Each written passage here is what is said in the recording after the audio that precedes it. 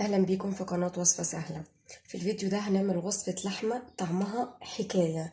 اللحمة المشوية هنعملها بمكونات بسيطة جدا. المكونات البسيطة اللي فيها دي تخلي طعمها حلو قوي. انا اول حاجة معايا اهي شرايح لحمة اهي زي ما انتوا شايفين، بس مش رفيعة قوي، شايفين بيبقى سمكها عامل ازاي. دي من قطعية الفيليتو، العرق الفيليتو. تمام. هنزل عليها بقى بمية بصل. جبت بصل وعصرته واخدت المية بتاعته.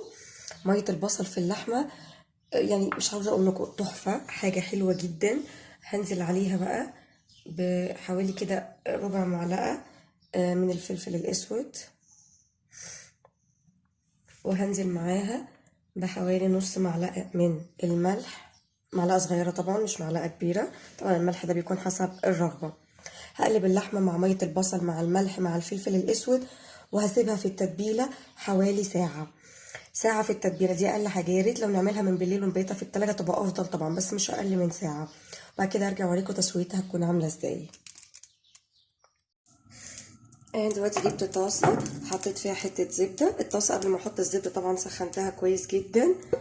أهم حاجة لازم تكون الطاسة معايا سخنة. هبتدي بقى أنزل معايا بشرايح اللحمة بتاعتي أهي. سامعين الصوت؟ الصوت ده معناه إن الطاسة بتاعتي سخنت كويس قوي أهي، وتبقى على نار عالية علشان اللحمة تاخد معانا لون.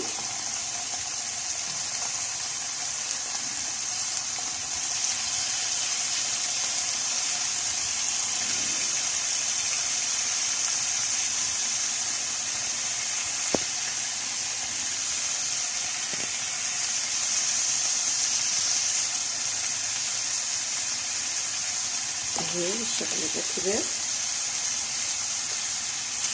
احطها كده تبقى متوزعة في الطاسة، ما يبقاش اللحمة فوق بعضها. بواقي مية البصل والتتبيلة اللي معايا في الطبق برشها عليها.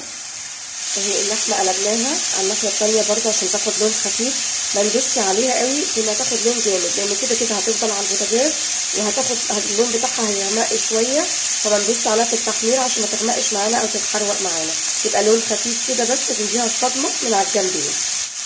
اهي اللحمة اخدت معانا لون من الجنبين. هنزل بقى معايا بحوالي نص كوباية مية، ما نكترش المية معانا. تمام اهي شايفين حاجة صغيرة خالص، كل ما بنحتاج بنحط شوية صغيرين. انا ببتدي بنص كوباية مية، لو احتاجت هحط تاني. هغطيها واخليها على نار هادية خالص لحد اللحمة ما تستوي معايا. ده كده يكون الشكل النهائي للحمه بتاعتنا، اللحمه المشويه. مش عايزه اقول لكم طعمها حلو قوي، اتمنى ان انتوا تجربوها. اشوفكم في فيديو جديد، باي باي.